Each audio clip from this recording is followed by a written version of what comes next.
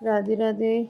राम सभी को। वसुदेव सुतं देवं कंसचाणूरमर्दनं देवकी परमानंदं कृष्णं वंदे जगद्गुरुं। श्री कृष्णं वंदे जगद्गुरुं। सर्वप्रथम आप सभी को श्री राधा रमन लाल जी के प्राकट्योत्सव की बहुत बहुत मंगल बधाई। आज श्री राधा रमन लाल जी का प्राकट्योत्सव है और इतने दिन से वीडियो नहीं आया। इसका कारण ये है कि गौ सम्मान अभियान चल रहा था तो उसमें लगे हुए थे। उसके बाद थोड़ा सा समय भागवत कथा, गुरुदेव आ गए थे जयपुर, उसमें थोड़ा लग गया, तो आज समय मिला है। तो आज अपन पीछे के वीडियो में 48 श्लोक हो गए थे, अब 49वां श्लोक। अर्जुन का भय दूर करने के लिए भगवान आगे के श्लोक में उनको देव रूप देखने की आज्ञा देते हैं। माते व्यथा मा च विमूढ़भावो दृष्टा रूपम गौरमृदिङ्ममेदं व्यपेत विप्रीतमना पुनस्त्वं तदेव मे रूपमिदं प्रपश्य। यह मेरा इस प्रकार का उग्र रूप देखकर तुझे व्यथा नहीं होनी चाहिए और विमूढ़ भाव भी नहीं होना चाहिए। अब निर्भय और प्रसन्न मन वाला होकर तो फिर उसी मेरे इस चतुर्भुज रूप को अच्छी तरह देख ले। व्याख्या। माते व्यथा मा च विमूढ़ भावो दृष्टा रूपम गौरमृदिङ्ममेदम्। विकराल डाड़ों के कारण भयभीत करने वाले मेरे मुखों में योद्धा लोग बड़ी तेजी से जा रहे हैं। उनमें से कई चूर्ण हुए सिरों सहित दांतों के बीच में फंसे हुए दिख रहे हैं और मैं प्रलय काल के अग्नि के समान प्रज्वलित मुखों द्वारा संपूर्ण लोगों को ग्रसन करते हुए उनको चारों ओर से चाट रहा हूँ। इस प्रकार के मेरे घोर रूप को देखकर तेरे को व्यथा नहीं होनी चाहिए, प्रत्युत प्रसन्नता होनी चाहिए। तात्पर्य यह है कि तू जो मेरी कृपा को देखकर हर्षित हुआ है, तो मेरी कृपा की तरफ दृष्टि होने से तेरा हर्षित होना ठीक ही था, पर यह व्यथित होना ठीक नहीं था। अर्जुन ने जो पहले कहा है प्रव्यथितास्तथाहम् और प्रव्यथितांतरात्मा, उसी के उत्तर में भगवान यहाँ कहते हैं माते व्यथा। मैं कृपा करके ही ऐसा रूप दिखा रहा हूँ, इसको देखकर तेरे को मोहित नहीं होना चाहिए। माचे विमूढ़ भाव। दूसरी बात, मैं तो प्रसन्न ही हूँ और अपनी प्रसन्नता से ही तेरे को यह रूप दिखा रहा हूँ, परंतु तू जो बार बार ये कह रहा है कि मैं प्रसन्न हो जाओ, प्रसन्न हो जाओ, यही तेरा विमूढ़ भाव है, तो इसको छोड़ दे। तीसरी बात, पहले तूने कहा था कि मेरा मोह चला गया, पर वास्तव में तेरा मोह अभी नहीं गया है। तेरे को इस मोह को छोड़ देना चाहिए और निर्भय तथा प्रसन्न मन वाला होकर मेरा यह देव रूप देखना चाहिए। तेरा और मेरा जो संवाद है यह तो प्रसन्नता से, आनंद रूप से, लीला रूप से होना चाहिए। इसमें भय और मोह बिल्कुल नहीं होना चाहिए। मैं तेरे कहे अनुसार घोड़े हाँकता हूँ, बातें करता हूँ, विश्व रूप दिखाता हूँ, आदि सब कुछ करने पर भी तूने मेरे में कोई विकृति देखी है क्या? मेरे में कुछ अंतर आया है क्या? ऐसे ही मेरे विश्व रूप को देखकर तेरे में भी कोई विकृति नहीं आनी चाहिए। हे अर्जुन, तेरे को जो भय लग रहा है वह शरीर में अहमता ममता होने के कारण ही लग रहा है, अर्थात अहमता ममता वाली चीज़ नष्ट न हो जाए, इसको लेकर तू भयभीत हो रहा है। यह तेरी मूर्खता है, अनजानपना है, इसको तू छोड़ दे। आज भी जिसको जहाँ कहीं किसी से भी भय होता है वह शरीर में अहमता ममता होने के कारण होता है। शरीर में अहमता ममता होने से वह उत्पत्ति विनाशशील वस्तु को रखना चाहता है। यही मनुष्य की मूर्खता है और यही आसुरी संपत्ति का मूल है। परंतु जो भगवान की तरफ चलने वाले हैं उनका प्राणों में मोह नहीं रहता, प्रत्युत प्रेम रहता है, इसलिए वे निर्भय हो जाते हैं। उनका भगवान की तरफ चलना देवी संपत्ति का मूल है। नरसिंह भगवान के भयंकर रूप को देखकर देवता आदि सभी डर गए, पर प्रहलाद जी नहीं डरे, क्योंकि प्रहलाद जी की सर्वत्र भगवत बुद्धि थी। इससे वे नरसिंह भगवान के पास जाकर उनके चरणों में गिर गए और भगवान ने उनको उठाकर गोद में ले लिया तथा उनको जीभ से चाटने लगे। व्यपेत विप्रीतमना पुनस्त्वं तदेव मे रूपमिदं प्रपश्य। अर्जुन ने 45वें श्लोक में कहा था भयेन च प्रव्यथितं मनो में, अतः भगवान ने भयेन के लिए कहा है व्यपेत भी, अर्थात तू भय रहित हो जा और प्रव्यथितं मनः के लिए कहा है प्रीतमना, अर्थात तू प्रसन्न मन वाला हो जा। भगवान ने विराट रूप में अर्जुन को चतुर्भुज रूप दिखाया था, उसी के लिए भगवान पुनः पद देकर कह रहे हैं कि वही मेरा यह रूप तू फिर अच्छी तरह से देख ले। तदेव कहने का तात्पर्य है कि तू देव रूप के साथ ब्रह्मा, शंकर आदि देवता और भयानक विश्व रूप नहीं देखना चाहता, केवल देव रूप ही देखना चाहता है, इसलिए वही रूप तू अच्छी तरह से देख ले। अर्जुन की प्रार्थना के अनुसार भगवान अभी जो रूप दिखाना चाहते हैं उसके लिए भगवान ने यहाँ इदम शब्द का प्रयोग किया है। संजय और अर्जुन की दिव्य दृष्टि कब तक रही? संजय को वेद व्यास जी ने युद्ध के आरंभ में दिव्य दृष्टि दी थी, जिससे वे धृतराष्ट्र को युद्ध के समाचार सुनाते रहे। परंतु अंत में जब दुर्योधन की मृत्यु पर संजय शोक से व्याकुल हो गए, तब संजय की वह दिव्य दृष्टि चली गई। अर्जुन के द्वारा विश्व रूप दिखाने की प्रार्थना करने पर भगवान ने अर्जुन को दिव्य दृष्टि दी। दिव्यम ददामि ते चक्षु पश्य में योगमैश्वरम। और अर्जुन विराट रूप, भगवान के देव रूप, उग्र रूप आदि रूपों के दर्शन करने लगे। जब अर्जुन के सामने अत्युग्र रूप आया तब वे डर गए और भगवान की स्तुति प्रार्थना करते हुए कहने लगे कि मेरा मन भय से व्यथित हो रहा है, आप मेरे को वही चतुर्भुज रूप दिखाइए।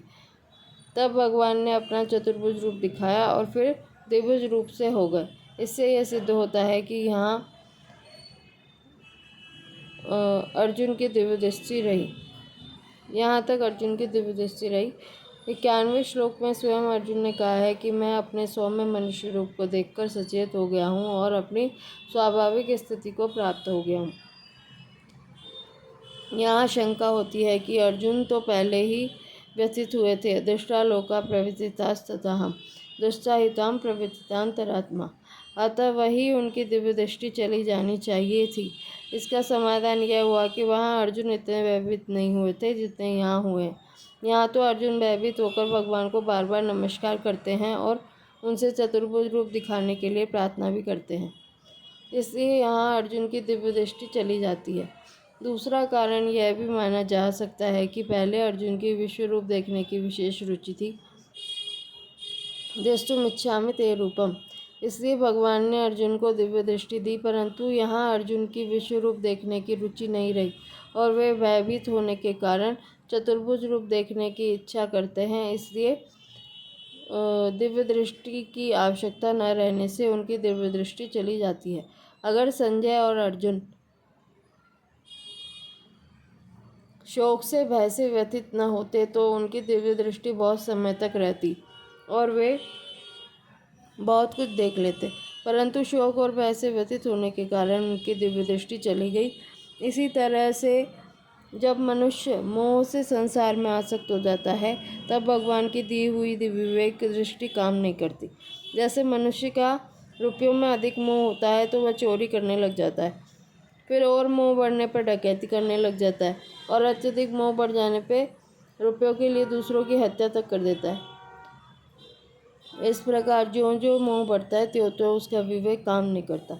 अगर मनुष्य मोह में न फंसकर अपनी विवेक दृष्टि को महत्व देता तो वह अपना उद्धार करके संसार मात्र का उद्धार करने वाला बन जाता। परिशिष्ट भाव। अर्जुन ने घबराकर भगवान से कहा, तक्षामये त्वामहम प्रमेयम्। तो भगवान यहाँ कहते हैं कि मैं चाहे शांत अथवा उग्र किसी भी रूप में दिखाई दूँ, हूँ तो तुम्हारा ही सखा। तुम डर गए तो यह तुम्हारी मूर्खता है, मित्रता में ढिलाई है। जो कुछ दिख रहा है वह सब मेरी ही लीला है, इसमें घबराने की क्या बात है। मित्रता में कौन बड़ा और कौन छोटा। भगवान ही जगत रूप से प्रकट हुए हैं, इसलिए वह जगत भगवान आदि का अवतार कहा जाता है। आद्य अवतार पुरुषः परस्य। जैसे भगवान ने राम कृष्ण आदि रूपों से अवतार लिया है, ऐसे ही जगत रूप से भी अवतार लिया है।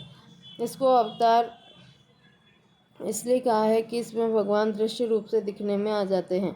अवतार के समय लौकिक दृष्टि से दिखने पर भी भगवान सदा अलौकिक ही रहते हैं, परंतु राग द्वेष के कारण अज्ञानियों को भगवान लौकिक दिखते हैं।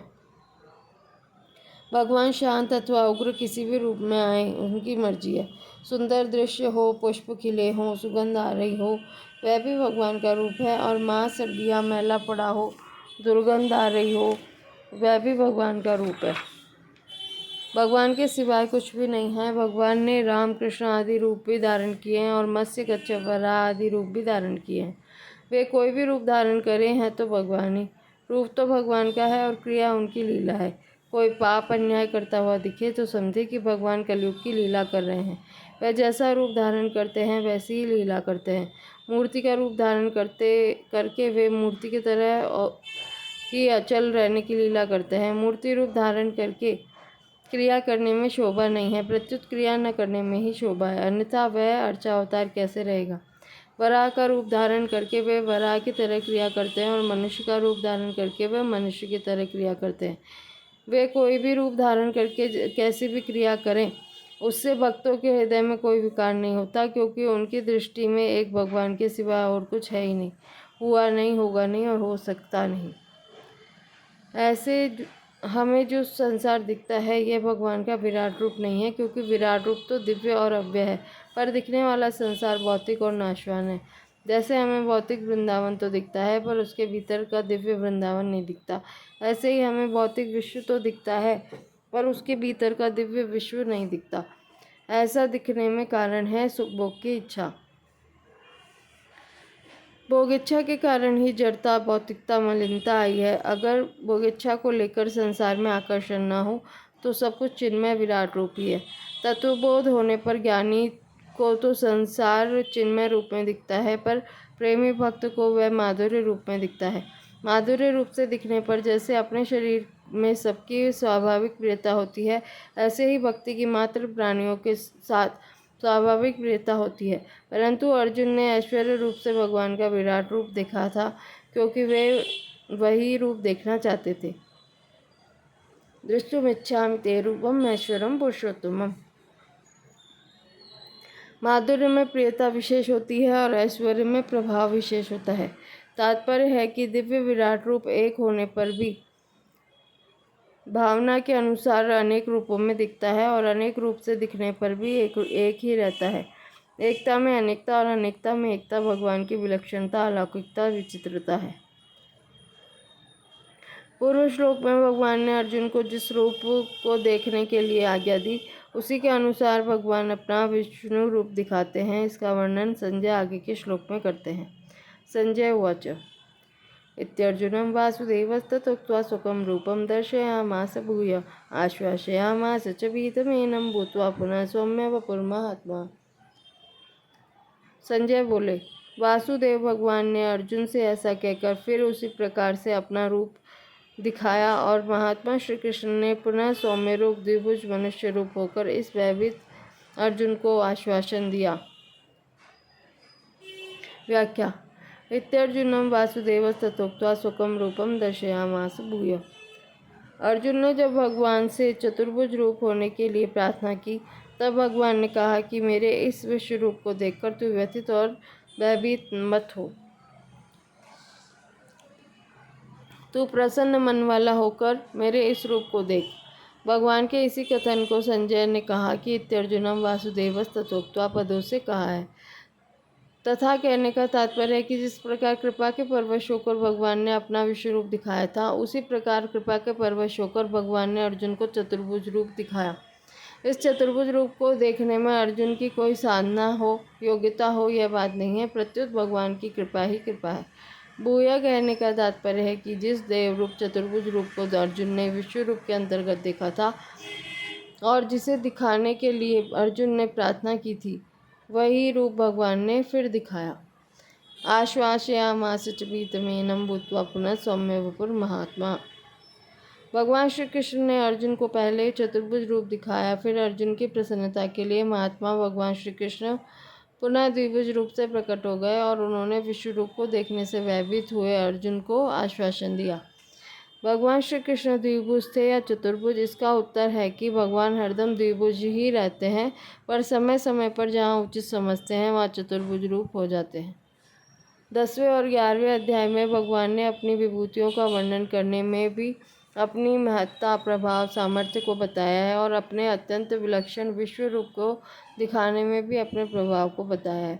अगर मनुष्य भगवान के ऐसे महान प्रभाव को जान ले अथवा मान ले तो उसका संसार में आकर्षण नहीं रहे, वह सदा के लिए संसार बंधन से छूट जाए। अर्जुन पर भगवान की कितनी अद्भुत कृपा है कि भगवान ने पहले विश्व रूप दिखाया, फिर देव रूप दिखाया और फिर मानुष रूप दिखाया। इसके साथ साथ भगवान ने हम लोगों पर भी कितनी अलौकिक विलक्षण कृपा की है कि जहाँ कहीं जिस किसी विशेषता को लेकर हमारा मन चला जाए, वहीं हम भगवान का चिंतन कर सकते हैं और भगवान के विश्व रूप का पठन पाठन चिंतन कर सकते हैं। इस भयंकर समय में हमें भगवान की विभूतियों तथा विश्व रूप के चिंतन आदि का जो मौका मिला है, इसमें हमारा उद्योग योग्यता कारण नहीं है, प्रत्युत भगवान की कृपा ही कारण है।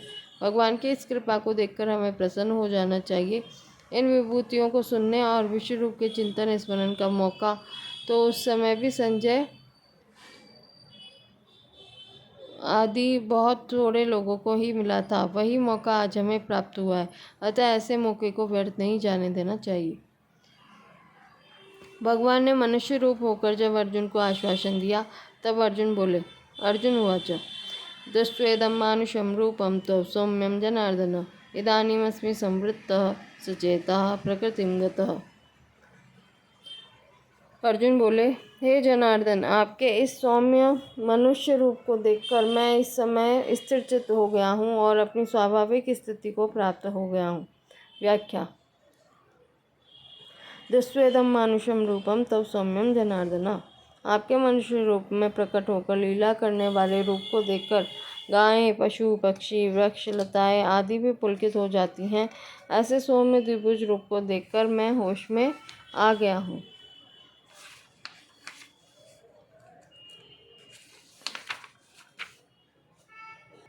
मेरा चित्त स्थिर हो गया है। इदानीमस्मि संवृत्तः सचेतः, विराट रूप को देखकर जो मैं भयभीत हो गया था, वह सब भय अब मिट गया है, सब व्यथा चली गई है और मैं अपनी वास्तविक स्थिति में प्राप्त हो गया हूँ। प्रकृतिं गतः, यहाँ सचेता कहने का तात्पर्य है कि जब अर्जुन की दृष्टि भगवान की कृपा की तरफ गई, तब अर्जुन को होश आया कि वे सोचने लगे कि कहाँ तो मैं और कहाँ भगवान का विस्मयकारक विलक्षण विराट रूप। इसमें मेरी कोई योग्यता अधिकारिता नहीं है, इसमें तो केवल भगवान की कृपा ही कृपा है। परिशिष्ट भाव। भगवान का सौम्य रूप द्विभुज होने के कारण अर्जुन ने उसको मनुष्य रूप कहा है। भगवान श्री कृष्ण द्विभुज थे। ब्रह्मवैवर्त पुराण में आया है, त्वमेव भगवान आद्यो निर्गुण प्रकृते पर अर्धांगो द्विभुज कृष्णो अपि अर्धांगेन चतुर्भुज। आप सबके आदि निर्गुण और प्रकृति से अतीत भगवान ही अपने आधे अंग से द्विभुज कृष्ण और आधे अंग से चतुर्भुज विष्णु के रूप में प्रकट हुए हैं।